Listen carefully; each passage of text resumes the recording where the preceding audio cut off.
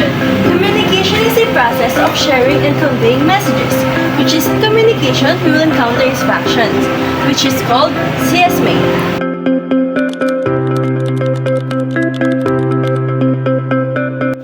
Boss!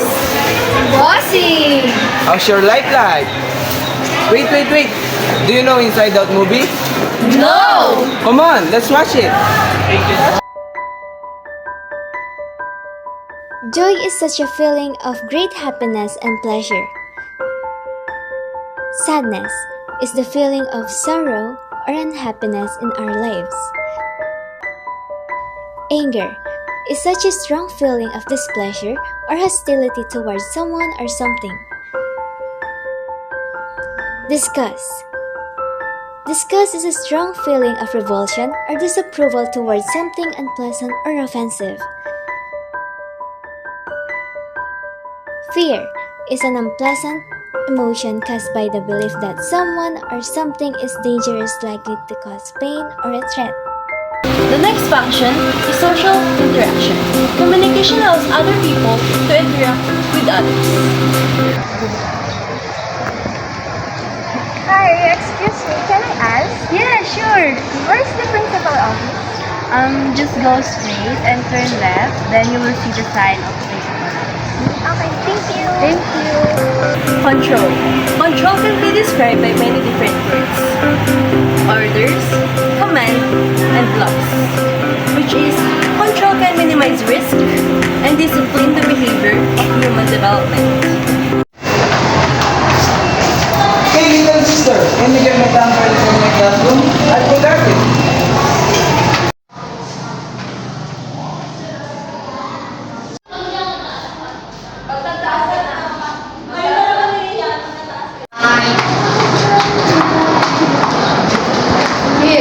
Hey, give me some money.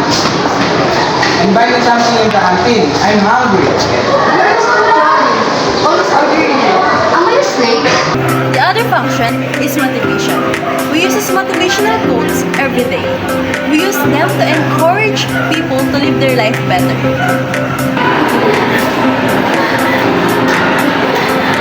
Destiny, are you okay?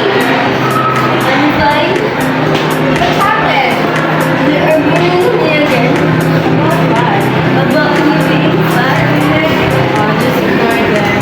But don't forget what they say. Use it as a you are beautiful. The last function is information dissemination. We use this communication to convey the information we need to convey to others.